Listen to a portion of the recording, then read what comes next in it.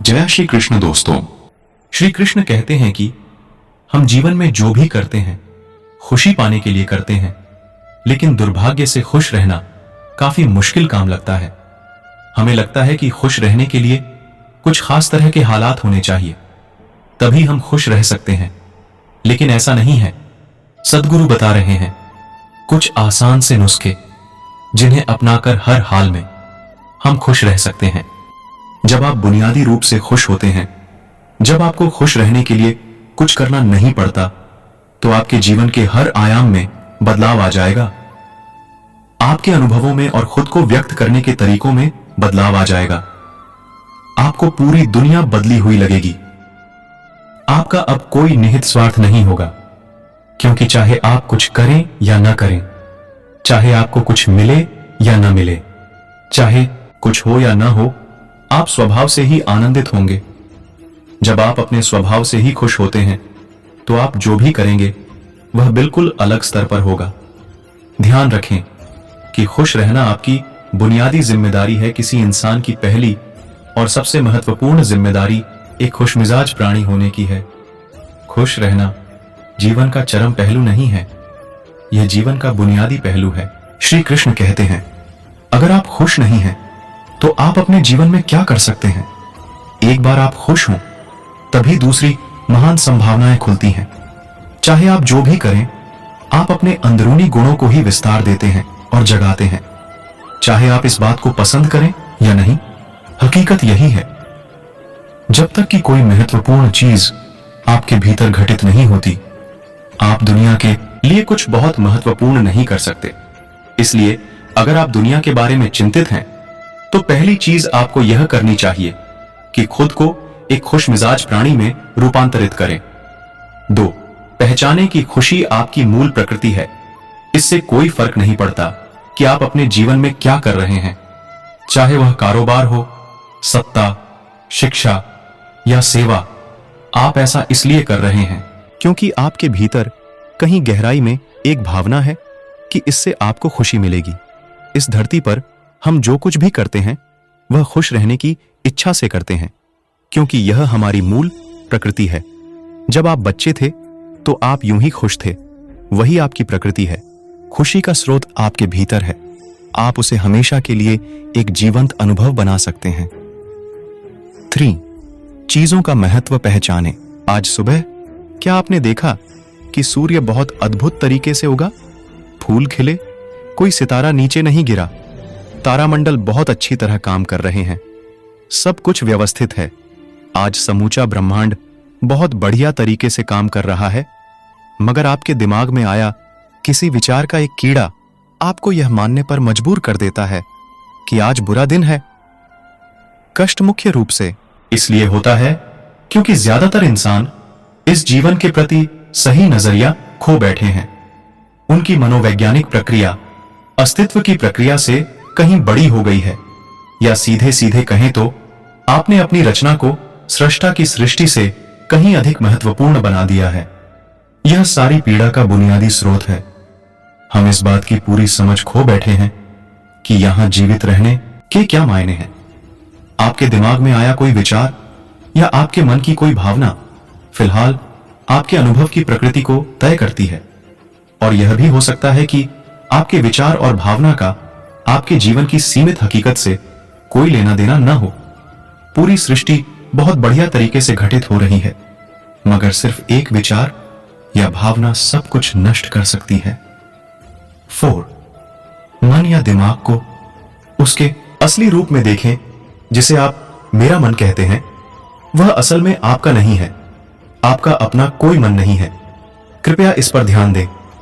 जिसे आप मेरा मन कहते हैं, वह बस समाज का कूड़ेदान है। कोई भी और हर कोई जो आपके पास से गुजरता है, वह आपके दिमाग में कुछ न कुछ डाल जाता है। आप वाकई यह चुन नहीं सकते कि किससे आपको चीजें ग्रहण करनी है और किससे नहीं करनी। अगर आप कहते हैं मुझे यह व्यक्ति पसंद नहीं है, तो आप किसी भी और से ज्यादा उस इंसान से ग्रहण करेंगे। आपके पास कोई चारा नहीं है।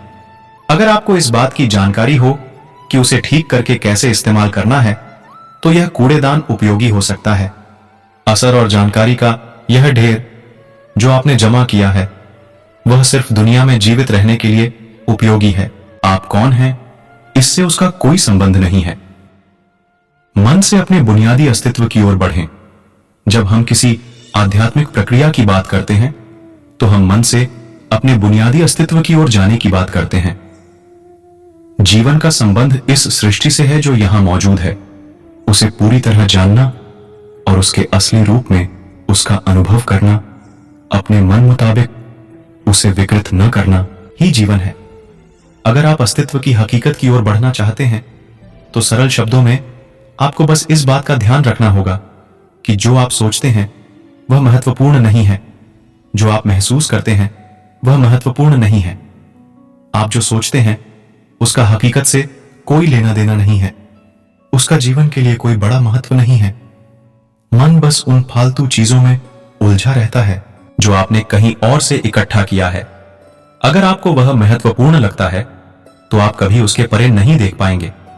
आपका ध्यान स्वाभाविक रूप से उस दिशा में जाता है जिसे आप महत्वपूर्ण मानते हैं। अगर आपके विचार और आपकी भावनाएं आपके लिए अहम हैं तो स्वाभाविक रूप से आपका सारा ध्यान वहीं होगा। मगर यह सिर्फ एक मनोवैज्ञानिक हकीकत है। इसका अस्तित्व में मौजूद चीजों से कोई लेना देना नहीं है। कष्ट हम पर बरसाया नहीं जाता, उसे पैदा किया जाता है और उसे बनाने वाला कारखाना आपके मन में है। अब इस कारखाने को बंद करने का समय है। 6 पाने की कोशिश न करें, अभिव्यक्त करना शुरू करें। आज हम इतने जोर शोर से खुशी की तलाश कर रहे हैं कि धरती का जीवन ही खतरे में पड़ गया है। खुशी की तलाश में न रहें, दुनिया में अपनी खुशी को अभिव्यक्त करना जानें। अगर आप मुड़कर अपने जीवन को देखें तो आपके जीवन के सबसे खूबसूरत पल वे थे जब आप अपनी खुशी को अभिव्यक्त कर रहे थे, न कि जब आप उसकी तलाश कर रहे थे। जो आप बचाते हैं वह कभी आपका गुण नहीं होगा। जो आप फैलाते हैं, जो आप बिखेरते हैं, वह आपका गुण होगा। अगर आप अपनी खुशी को बचा बचा कर रखेंगे तो जीवन के अंत में कोई ऐसा नहीं कहेगा उसने अपने अंदर खुशी का एक एक अंश बचाकर रखा, वह बहुत खुशी के साथ मरा। वे कहेंगे यह भयानक प्राणी अपनी जिंदगी में कभी मुस्कुराया तक नहीं। लेकिन अगर आप हर दिन अपनी खुशी और प्यार को फैलाएंगे तो लोग कहेंगे अरे वह एक खुशमिजाज में प्यार करने वाला इंसान था। 7 मुस्कुराइए। सुबह जब आप उठते हैं तो पहली चीज आपको यह करनी चाहिए कि आप मुस्कुराएं। किस पर? किसी पर नहीं, क्योंकि आप जगे यह कोई छोटी बात नहीं है। लाखों लोग जो कल रात सोए थे आज नहीं उठे, मगर आप और मैं उठे। क्या यह बहुत बढ़िया बात नहीं है कि आप जगे? इसलिए अपने जगने पर मुस्कुराइए। इसके बाद आसपास देखिए और अगर कोई है तो उन्हें देखकर मुस्कुराइए। बहुत सारे लोगों के साथ ऐसा हुआ कि उनका कोई प्रियजन आज सुबह नहीं जगा। आपको जो भी लोग प्यारे हैं वे जगे। वाह, यह तो बहुत अच्छा दिन है ना?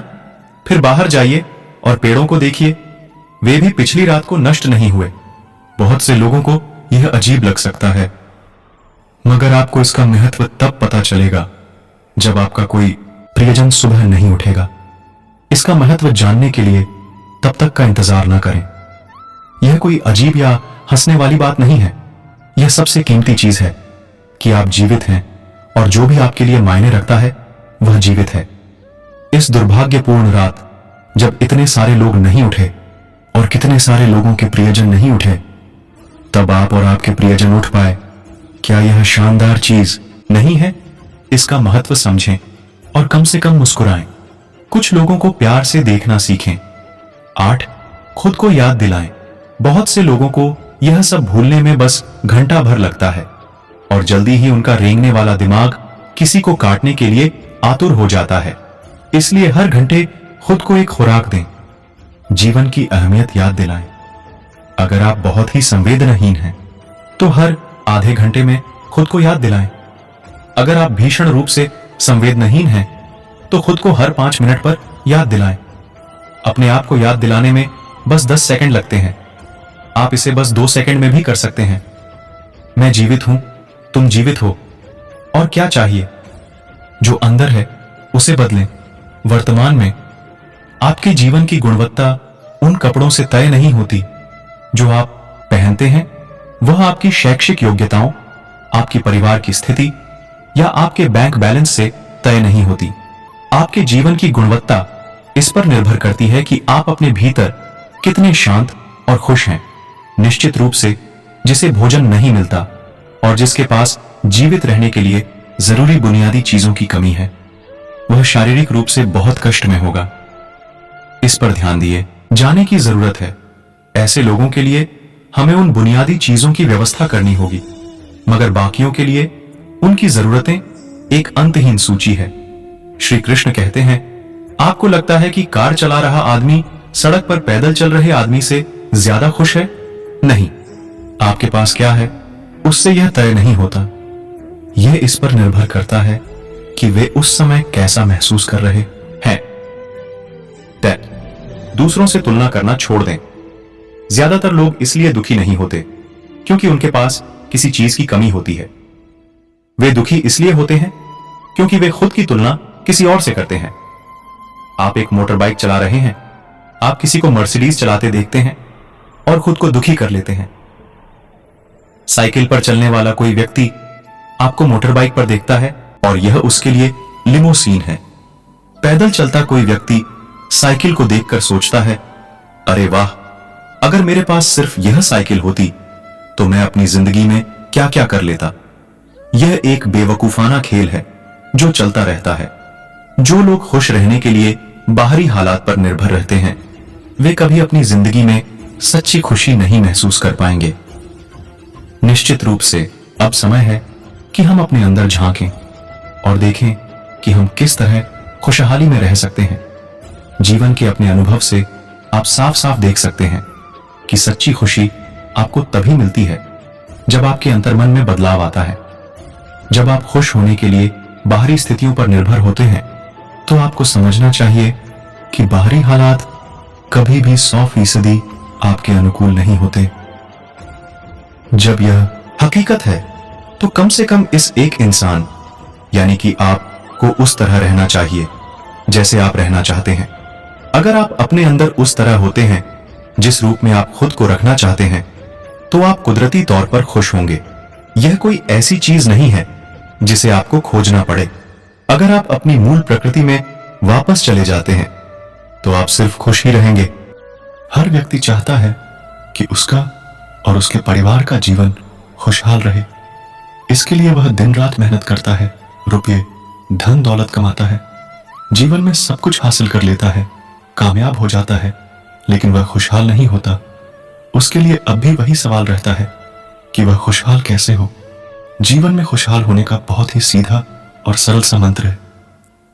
आप भी जानना चाहते हैं उस मंत्र के बारे में तो पढ़ें यह प्रेरक कथा। एक गुरु ने अपने सभी शिष्यों के लिए फल मंगाए। हर एक के हिस्से के फल एक गत्ते के डिब्बे में रखे और हर डिब्बे पर एक शिष्य का नाम लिख दिया।